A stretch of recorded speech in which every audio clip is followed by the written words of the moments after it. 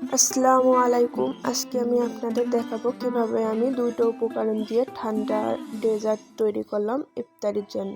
চলুন তাহলে শুরু করা যাক। আমি আগে থেকে একটা বিটরুটের রস এখানে সাহায্যে ছেঁকে নিয়েছিলাম। এর জন্য এখানে 1/2 চামচ লবণ, 1 চামচ আগার আগার পাউডার দিয়ে নেব। আর হ্যাঁ, অবশ্যই আগার আগার পাউডারটা ঠান্ডা অবস্থায় দিতে হবে, গরম অবস্থায় দিলে দলা পেকে যাবে। বিটরুটটা আমি 2 মিনিটের মতো জাল দিয়ে নেব, তারপর সেট হওয়ার জন্য একটা প্লেটে ঢেলে রেখে দেব। এখানে একটা কড়াই বসিয়ে আমি আগে থেকে 500 গ্রাম দুধ জাল করে ঠান্ডা করে রেখেছিলাম। এটা একটি সেকনির সাহায্যে আমি কড়াইতে ঢেলে দেব।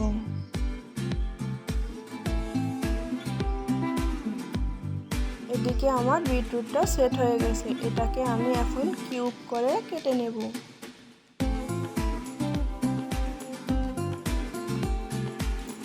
এখন আমি দুধটাকে রেডি করব। এর জন্য এইখানে আমি 1.5 চামচ আগার আগার পাউডার নিয়ে নেব।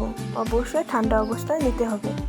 500 গ্রাম দুধের জন্য 1/2 কাপ চিনি নিয়ে, কিন্তু এটা আমি ভিডিওর মধ্যে দেখাইতে পারি নাই, এর জন্য সরি। দুইটা উপকরণ ভালোভাবে নেড়ে চেড়ে তৈরি করে নেব। 2 মিনিট জাল দেওয়ার পর আমি এখন এটা সেট করে নেব।